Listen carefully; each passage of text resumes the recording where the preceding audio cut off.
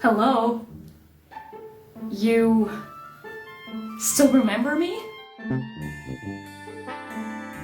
Oh guys, I'm sorry for not having uploaded a video in like a decade, but being a musician is tough, you know? Greetings from Berlin, by the way. I was kinda busy. I am busy, like, for good. I wish I would have had more time for this and all, you know? This is my nerdy passion and I love it. I love you guys, but it is like it is. I can only give you what I'm capable of doing for you, so finally I'm back with another video. This is Kitty and it's conspiracy time again.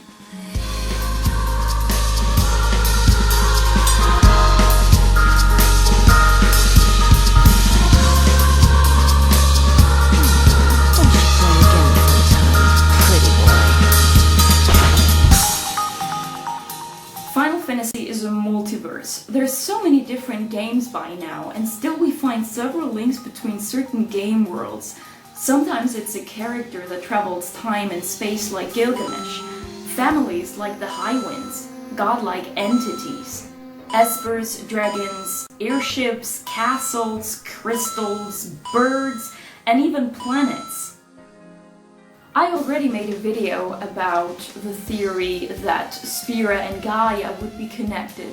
So here's another example, another theory of two game worlds, two different games that share but the same game world. That would be Final Fantasy 3 and Final Fantasy 8.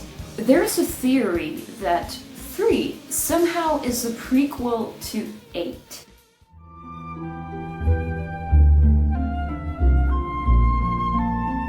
One of the most remarkable hints is the similarity between the world maps. Not only the relation between the continents, I don't mean their shapes or islands, but rather the position and the relation between them.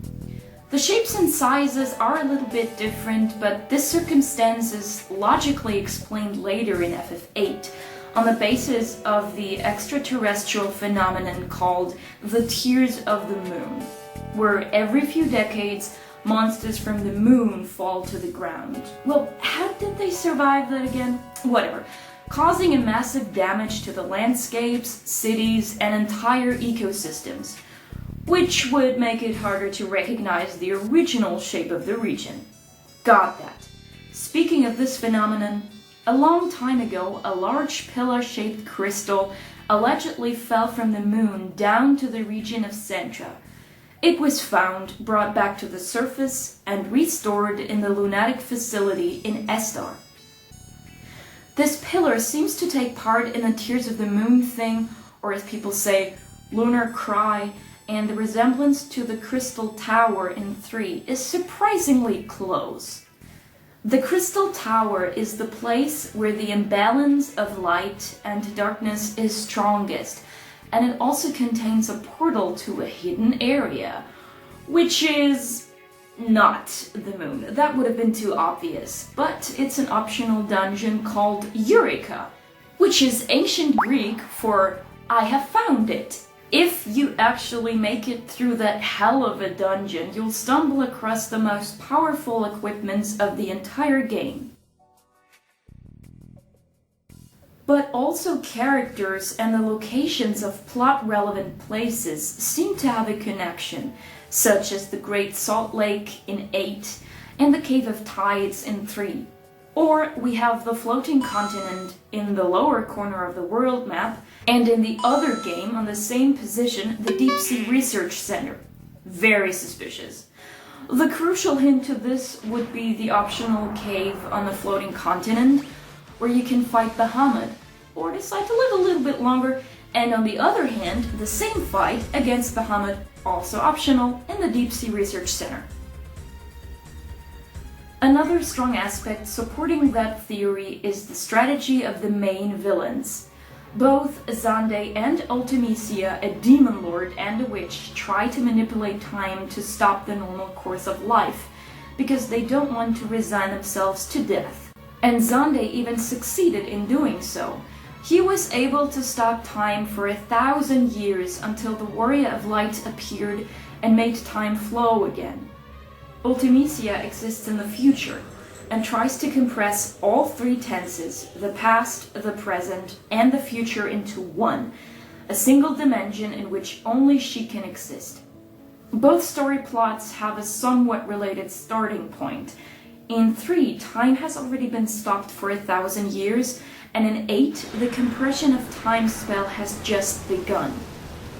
If you're a smart aleck, you might have noticed the position of watch hands at Ultimisia's clock tower that point to Seifers 3 and 8.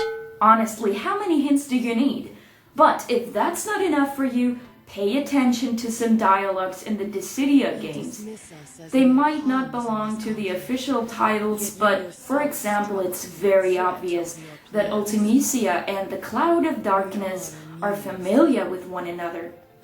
As if they kinda know exactly what they're both working on, manipulating time, like what witches do. Perhaps bowing our heads and accepting our fate as our opponents have done is by far the wiser course.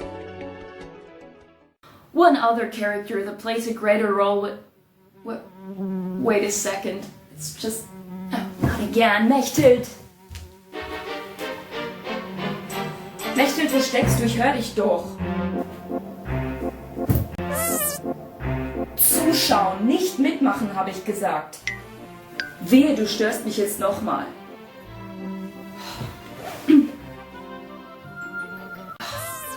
Okay.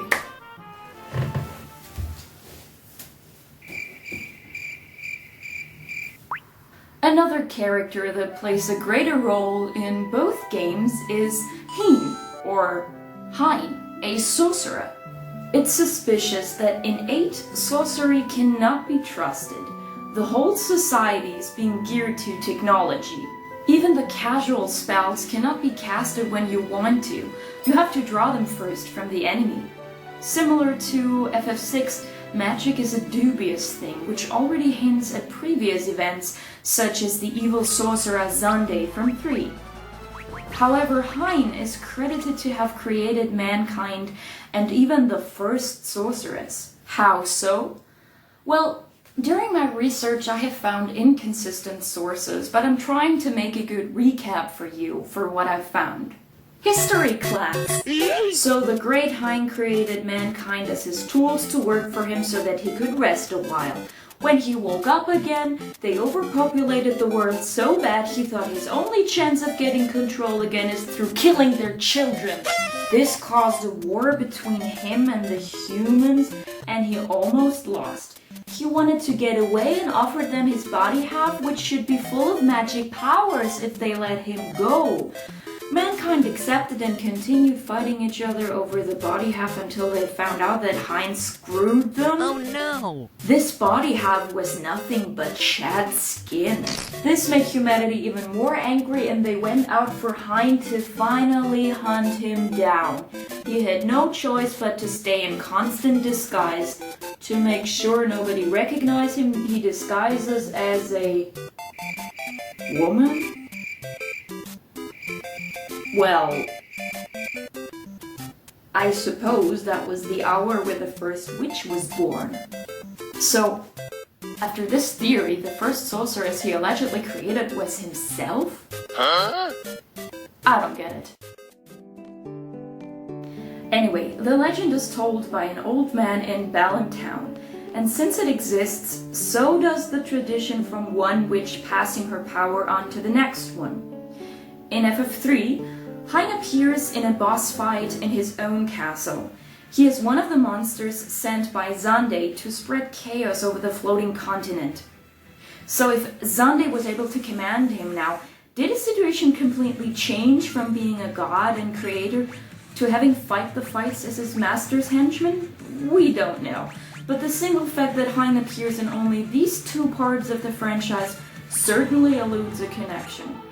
At least since the final boss fight in 3, where Zande perishes and the Cloud of Darkness, the actual enemy, is being revealed, you can easily draw the line to the myth of Hine Because now we don't have a sorcerer and a sorceress as villains, but two sorceresses, which match the story of Hine disguising as a woman, having created the first witch, and with that, also the tradition of a witch passing her power on to the next one, as if that would be a possible way for Hine to live on. Could Ultimecia therefore be one of the former witch students or whatever of the Cloud of Darkness? Or any sorceress after her? Possibly yes. The question is, can witches die a natural death, or do they have to be defeated? They certainly cannot live forever. Otherwise, no one would have tried to compress time in the first place. It's not clear, though, how many witches there were, and how they passed on their powers each time. After collecting all of these indicators, let's listen to what Square says to, the franchise in general and all these fan theories. Each Final Fantasy game is meant to provide you with a total unique experience, with different characters, worlds, and story plots. If the same names appear in multiple games, like Cid, Biggs, and Wedge, the Chocobos, that is only meant to function as a reference to remember how much fun the previous titles were. There are many games that have a lot of illusions, like 9 or 6. Like I said, I made a video on that one. You can hit the link in the description. And others with allusions to one other game specifically, like 10 or 7, or in our case, 3 and 8, which makes people think Square did this on purpose, meaning giving us a hint about hidden lore. They claim that each game would be an independent experience, but if they tried to maintain the statement, they failed, in my view, and have gone too far with their illusions. The story about Hine and the sorceresses is no longer only a reference to me. It is too logical and comprehensible for me to simply call it a coincidence.